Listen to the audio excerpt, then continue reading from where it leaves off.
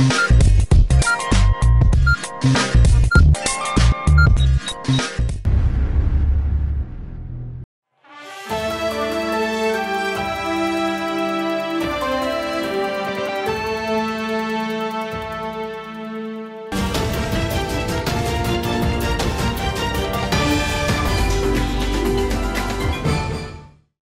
अर्ज है। ADN Urdu news में आपका खैर मकदम है। मैं हूं सिद्दीकी मोहम्मद अजहर। खबरों के सिलसिले को शुरू करने से पहले आइए डालते हैं आज की चंद अहम खबरों पर एक नजर। सरमाई इजलास के बाद हिज़्ब मुखालिफ पार्टी रहनुमा अंबादास दानवे ने सहाफती कॉन्फ्रेंस में शिंदे हुकूमत पर निशाना साधा। भारतीय दलित पैंथर की जानिब से 25 दिसंबर से ख़वातीन जद्दोजहद कॉन्फ्रेंस का एहतमाम। अब खबरें तफसील से। महाराष्ट्र असेंबली के सरमई इजलास के दौरान हुए कामकाज के ज़िम्मे हिज़्ब मुखालिफ पार्टी रहनुमा अंबादास दानवे ने सहाफती कॉन्फ्रेंस में मालूमात दी। एक मुद्दा अजूनही सरकारने केलेला नाही की 40च तालुक्यात दुष्काळ जाहीर झाला। हा जवळपास 88 तालुके या महाराष्ट्रातले अवर्षणग्रस्त आहे। अंतिम आणेवारी 15 डिसेंबरला जाहीर होत असते। आणेवारीची पहिले नजर पाहणी असते, नंतर प्राथमिक असते आणि नंतर अंतिम असते। ऑक्टोबर, नोव्हेंबर, डिसेंबर, 15 डिसेंबर आणेवारी जाहीर करण्याची शेवटची तारीख असते आणि जवळपास 88 तालुके तर क्लिअर दुष्काळाच्या स्थितीमध्ये आहे। परंतु सरकारने फक्त 40 तालुके जाहीर केले आणि दुष्काळ जाहीर झाल्यावर केंद्राची मदत येत असते, मग फीस माफ होत असते, बँकेचे कर्ज वसुली थांबवता येत असते, वीज बिलाविषयी सवलत मिळत असते, शाळेच्या आणि कॉलेजच्या विद्यापीठाच्या फीसमध्ये सवलत, या सगळ्या गोष्टी दुष्काळ जाहीर झाल्यावर होत असतात आणि याचा वाटा केंद्राला मोठ्या प्रमाणावर उचलावा लागतो। आणि म्हणून केंद्राने डोळे वटारू नये म्हणून मला वाटतं यांनी काही तालुके 40 तालुके जाहीर केले आणि बाकीचे तालुके आम्ही फायदा देणार, परंतु टंचाई सदृश्य असल्याचं अशा पद्धतीनं सांगितलेलं आहे। थोडक्यात हे सगळे तालुकेसुद्धा दुष्काळग्रस्त जाहीर झाले पाहिजे ही मागणी आम्ही सातत्यानं मांडली। सरकारने अजून कोणती मागणी मान्य केली नाही। थोडक्यात सांगायचं तर या सरकारने अवकाळी टंचाईच्या बाबतीत कोणती मागणी कोणत्याही शेतकऱ्याला दिलासा दिलेला नाही। कापूस असेल, तूर असेल, सोयाबीन असेल, संत्रा असेल, मोसंबी असेल, द्राक्ष असेल, ऊस असेल, याच्यावरती कोणताही आधार नाही। कांदा निर्यात बंदी केली सरकारने, याच्यावरही सरकार काही करू शकलं नाही। इथेनॉलची बंदी केली कारखान्यामध्ये, याच्यामुळे सुद्धा अंशतः त्याच्यामध्ये थोडासा बदल केंद्राने केलेला आहे। कापसाचा भाव 12,000 पण गेला होता, तो 5,000 पण झालेला आहे। कापसाचं उत्पादन जे होतं ते 50% राहिलं आहे आणि या सगळ्या स्थितीमध्ये या सरकारने कोणतीही भूमिका घेतलेली नाही। हे सरकारने शेतकऱ्यांना कोणताही न्याय दिलेला नाही, परंतु आम्ही विरोधी पक्ष म्हणून या सगळ्या भूमिका मांडल्या। आज सुबह एलोरा में मंदिर के करीब खतरनाक हादसा पेश आया। इसमें 2 ट्रक और 6 कारें चिकनाचूर हो गई। इसमें चंद यात्री जख्मी हो गए जिन्हें अस्पताल में दाखिल किया गया। गाड़ियों का नुकसान हुआ, ताहम कोई जानी नुकसान नहीं हुआ। एलोरा में घृणेश्वर मंदिर से करीब खतरनाक हादसा पेश आया। इस हादसे में 2 ट्रक और 6 कारें चिकनाचूर हो गईं। 4 व्हीलर गाड़ियों के चंद यात्री जख्मी हो गए। इन्हें फौरी अस्पताल में शरीक किया गया, ताहम खुशकिस्मती से कोई जानी नुकसान नहीं हुआ। हादसे में गाड़ियों का माली नुकसान हुआ है। शनिचर की सुबह एलोरा से खुलदाबाद जा रही सड़क पर मंदिर से करीब 2 ट्रक आपस में टकरा गए। दरी असना ये दोनों ट्रक अकीदतमंदों की खड़ी 4 व्हीलर्स पर पलटी हो गए। ये 4 व्हीलर्स में लोग सुबह सुबह दर्शन के लिए आए हुए थे। चंद यात्री शदीद जख्मी हो गए। जख्मियों को फौरन अस्पताल में दाखिल कर दिया गया। खुलदाबाद पुलिस स्टेशन के पुलिस इंस्पेक्टर भुजंग हाथमुड़े, पुलिस डिप्टी इंस्पेक्टर बहूरे और ट्रैफिक शाख के पुलिस मुलाजिम सुनील लोखंडे, रविंद्र आहेर, मतीन शेख, शांताराम सोनोने ने आमद दरफ्त बहाल की। भारतीय दलित पैंथर की जानिब से 25 दिसंबर को ख़वातीन जद्दोजहद कॉन्फ्रेंस का एहतमाम किया गया है। इस दिन में पैंथर रहनुमा एडवोकेट रमेश भाई खंडागड़े ने एडीएन से बातचीत करते हुए मजीद मालूमात दी। भारतीय दलित पैंथरच्या वतीने दिनांक 25 डिसेंबर 2023 रोजी स्त्री मुक्ती संघर्ष परिषद असा एक कार्यक्रम आयोजित केला आहे। हा कार्यक्रम व्ही.डी. देशपांडे हॉल, सिडको N7 या ठिकाणी 11 वाजता सुरू होईल। तरी सर्व कार्यकर्त्यांनी, महिला भगिनींनी विशेषतः सहभागी व्हावं, कारण डॉक्टर बाबासाहेब आंबेडकरांच्या संदर्भात सातत्यानं असा एक प्रचार केला जातो, तो अपप्रचार आहे की बाबासाहेब फक्त दलितांचे नेते होते। परंतु बाबासाहेबांनी 1927 साली आपल्या संघर्षाला जेव्हा सुरुवात केली, तो संघर्ष पिण्याच्या पाण्यासाठी होता। परंतु त्याचबरोबर बाबासाहेबांनी ह्या देशामध्ये जी मनुस्मृतीची आचारसंहिता होती, कायदे होते, त्या कायद्यामध्ये स्त्रीला अत्यंत खालच्या दर्जाचं स्थान देऊन, भले ती कोणत्याही वर्गाची असेल, ती अस्पृश्य असेल, शूद्र असेल, अतिशूद्र असेल किंवा ब्राह्मण स्त्री असेल, तर अशा स्त्रियांना त्यांचे हक्क आणि अधिकार मिळावेत। पुरुषाप्रमाणेच त्यांना सुद्धा स्वातंत्र्य असावं, वागण्याचं, जगण्याचं, बोलण्याचं, इव्हन राहण्याचं, खाण्यापिण्याचं, शिक्षणाचं।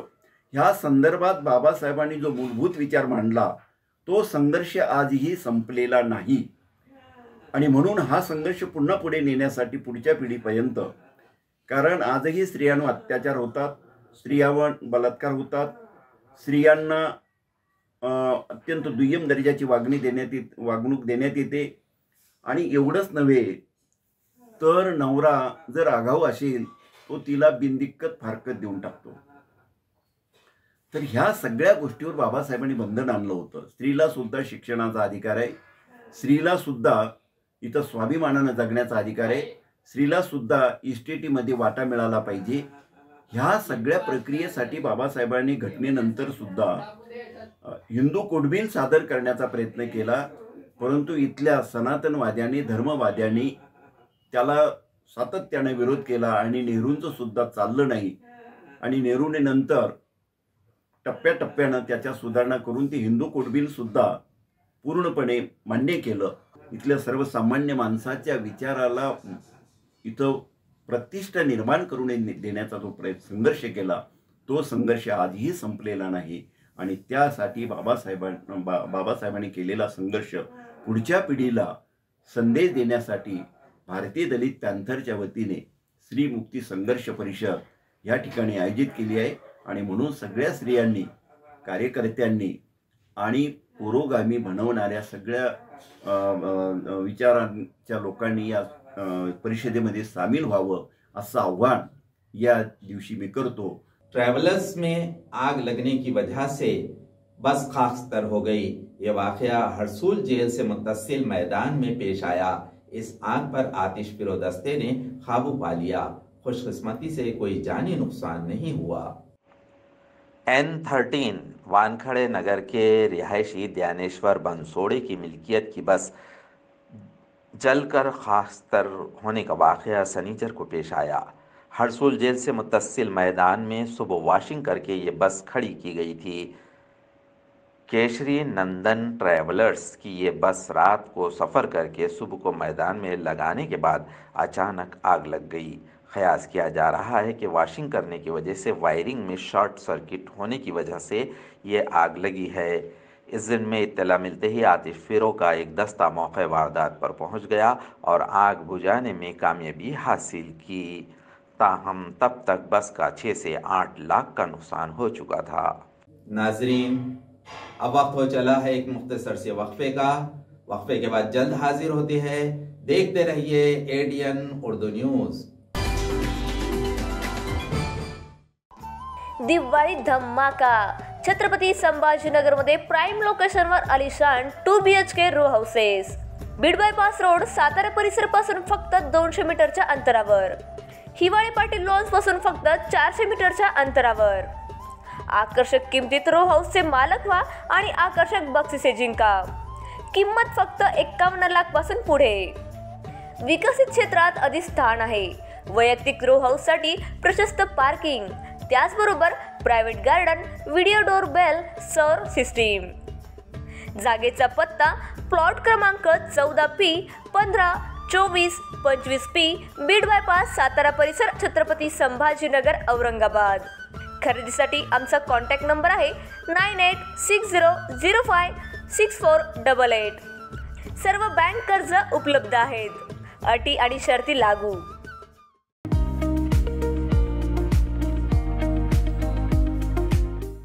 गंगापूर तालुक्यात फसवणूक न होता मालमत्ता खरेदी करायची आहे तर सर्वांच्या विश्वासाचं एकच नाव, सम्राट रिअल इस्टेट कंपनी. मागील 11 वर्षाची विश्वासाची परंपरा असलेले सम्राट रिअल इस्टेट कंपनीच्या माध्यमातून आपल्या स्वप्नातील प्रॉपर्टीचे मालक व्हा. गंगापूर येथील खरेदी विक्री आणि प्लॉटिंग क्षेत्रात उत्कृष्ट दर्जा. प्रत्येक प्रॉपर्टी खरेदी करणाऱ्या ग्राहकांना क्लिअर टायटल प्रॉपर्टी आणि हॅस्टल फ्री प्रॉपर्टी देण्याची हमी. रिसिल रिसर्च कंपनी सर्व्हेमध्ये सम्राट रिअल इस्टेट कंपनीचे फाउंडर आणि ओनर वाजिद कुरेशी यांना मोस्ट ट्रस्टेड कंपनी या कॅटेगरीमध्ये महाराष्ट्र उद्योजक अवॉर्ड पुरस्कार देऊन सन्मानित. अवश्य संपर्क साधावा. पत्ता खंडोबा मंदिर वेस्ट समोर गंगापूर. मोबाईल 9960577566.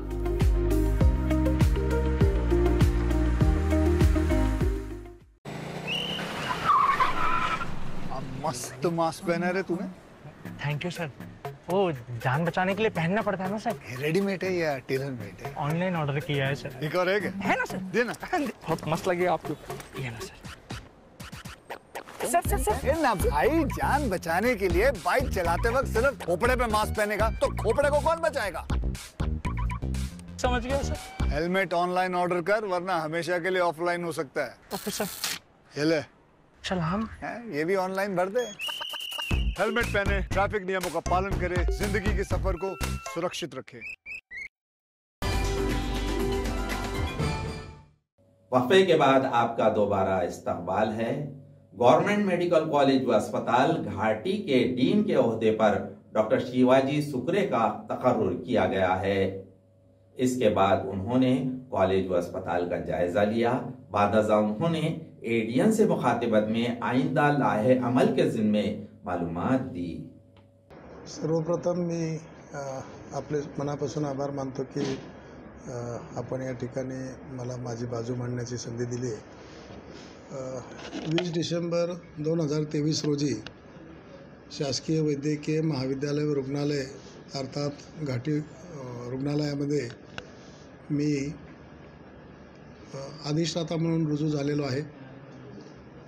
आणि या ठिकाणी रुजू झाल्यानंतर अनेक प्रकारचे उपक्रम या ठिकाणी आम्ही सुरू करण्याचा प्रयत्न करणार आहोत. मी यापूर्वी या ठिकाणी अनेक पदावर काम केलेलं आहे. वैद्यकीय उपाधीक्षक, वैद्यकीय अधीक्षक, उपाधिष्ठाता, प्रभारी अधिष्ठाता, तसेच मी बेसिकली शरीररचनाशास्त्र विभागाचा प्राध्यापकसुद्धा आहे. तर या मागच्या अनेक वर्षाच्या काळामध्ये शासकीय वैद्यकीय महाविद्यालय व घाटी रुग्णालय या दोन्ही ठिकाणी असणाऱ्या अनेक समस्या, त्याचं निराकरण कसं करायचं याची जाणीव मला आहे. परंतु यापूर्वी अधिष्ठाता पदाची पूर्ण वेळ जबाबदारी नसल्यामुळं, काही अधिकाराची मर्यादा असल्यामुळं ती कामं मी करू शकलो नाही.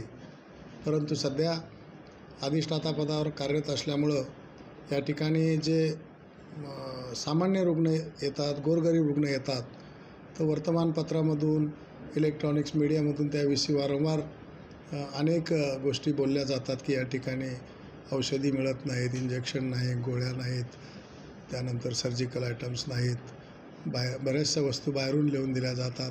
हे काही मागच्या 1 वर्षात नाही, तर ह्या अनेक वर्षाच्या गोष्टी आहेत.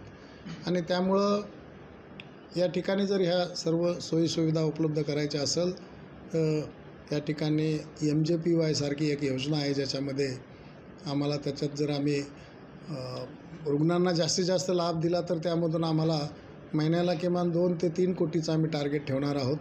आणि ते जर टार्गेट अचीव झालं तर आपल्याकडं साधारणतः 30 कोटी रुपये आपल्याला वर्षाकाठी मिळतील. आणि त्याच्यातला 25% हिस्सा आपण त्यामधूनच रुग्णासाठी गोळ्या, औषधी, इंजेक्शन हे जे ॲटम्स आहेत याच्यासाठी वापरू शकतो.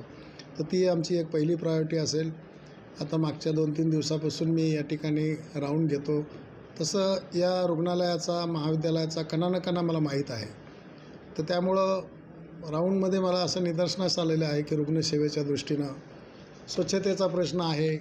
वार्डमधल्या बाथरूमचे दरवाजे असतील, खिडक्या असतील, टॉयलेट्स असतील, ड्रेनेज सिस्टीम आहे. तर ह्या जरा बऱ्याच गंभीर स्वरूपात आहेत आणि त्यासाठी जास्त लक्ष देण्याची गरज आहे. आजच मी माननीय पालकमंत्री महोदयांच्या कार्यालयात जाऊन आलो. तर त्या ठिकाणाहून सुद्धा आम्ही काही DPDCमधून छोट्या बांधकामासाठी, दुरुस्तीसाठी निधी मिळवणार आहोत आणि काही यंत्रसामुग्रीसुद्धा काही खरेदी करावं लागणार आहे. कारण आपल्याला माहीत आहे की साधारणतः 75 वर्ष जुनं कॉलेज आहे. तर त्यामुळं या ठिकाणी जे देशामध्ये, जगामध्ये अपडेटेड सिस्टीम आलेल्या आहेत, तर त्या सिस्टीम, त्या यंत्रसामुग्री या ठिकाणी आपल्याला घ्यावी लागेल आणि मुंबई, पुणे, नागपूरच्या बरोबरीनं हे महाविद्यालय, रुग्णालय न्यावं यासाठी माझा प्रयत्न राहणार आहे. जी मेडिसिन बिल्डिंग आहे त्या ठिकाणी जर पहिल्या जर जुने व्हेंटिलेटर असतील, जर स्ट्रेचर असतील, तर थोड्या खर्चात त्या ठिकाणी टाकून म्हणजे भंगार त्यांना काढल्या जाते. मात्र त्याच्यामध्ये ती काही दुरुस्ती करून चालण्यात येईल, कारण की फार तुटवडा स्ट्रेचरचा असतील आणि स्टाफचा देखील आहे. नाही, या ठिकाणी आपण जे व्हेंटिलेटर, स्ट्रेचर जे म्हणता, तर व्हेंटिलेटरची संख्या सध्या तरी कोविडच्या काळामध्ये भरपूर व्हेंटिलेटर खरेदी करण्यात आलेले आहेत. तर त्यामुळे व्हेंटिलेटरचा काही प्रश्न फारसा गंभीर नाही. परंतु आपण जे स्ट्रेचर, व्हीलचेअर किंवा इतर जे समस्या म्हणता, तर त्याविषयी निश्चितच एक आढावा एक साधारणतः 2-3 दिवसामध्ये मी घेणार आहे. आणि जर स्ट्रेचर वगैरे यांच्या किमती तशा काही फार नाहीत. माझ्या अधिकारामध्ये जितके आवश्यक असतील ते स्ट्रेचर साधारणतः 1 महिन्याच्या आत आम्ही ते खरेदी करू. स्कूली तलबा में तिजारत के ज़िम्मे ज़ौक़ पैदा हो और उन्हें कारोबार के सिलसिले में मालूमात हासिल हो, इस नज़रिए से गोदावरी पब्लिक स्कूल में आनंद नगरी और सब्जी मंडी का एहतमाम किया गया था. इसमें तलबा ने ताजिरों का रोल अदा करते हुए जोश खरोश से हिस्सा लिया. गोदावरी पब्लिक स्कूल में तलबा के लिए साल भर मुख्तलिफ प्रोग्राम्स पर अमल दरामद किया जाता है. इसके एक हिस्से के तौर पर असातिज़ा रुकन असम्बली विक्रम काड़े की रहनुमाई में स्कूल में आनंद नगरी और सब्ज़ी तरकारी फ़रोख्त करने के प्रोग्राम पर अमल दरामद किया गया ताकि तलबा और तालिबात को तिजारत के ज़िम्मे मालूमात हासिल हो और कारोबार के सिलसिले में ज़ौक़ पैदा हो. इस प्रोग्राम का इफ्तिताह स्कूल की सदर मौलबा शुभानगी काड़े के हाथों अमल में आया. उन्होंने हर सब्ज़ी तरकारी के स्टॉल पर जाकर सब्ज़ी तरकारी ख़रीदी. इस मौके पर नायब सदर, मुदर्रिस, सुपरवाइज़र, असातिज़ा, तलबा और तालिबात और सरप्रस्त कसीर तादाद में मौजूद थे.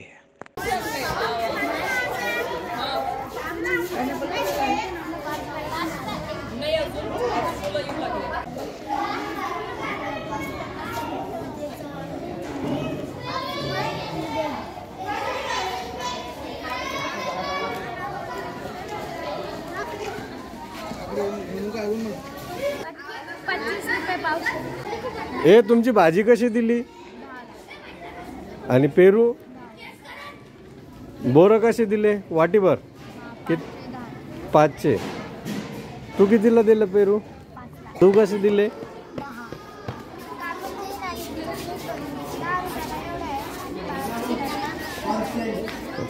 साबिक कारपोरेटर नीज एडियन Urdu news reader doctor Musarrat Patel को मातोश्री समृद्धि प्रतिष्ठान और उज्ज्वल महाराष्ट्र यूट्यूब चैनल की जानिब से हाल ही में महाराष्ट्र रतन गौरव अवार्ड से सरफराज किया गया.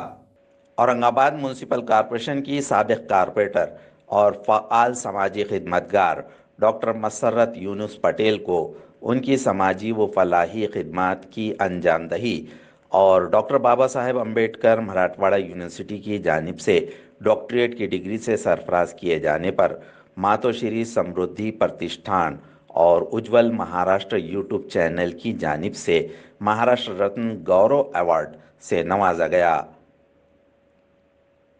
चंद यौम कबल Bharat Ratna Maulana Abul Kalam Azad research centre Majnu hill में मुनक़िद एक पुरवक़ार तकरीब में मसर्रत पटेल को मौज़्ज़ीन के हाथों अवार्ड दिया गया.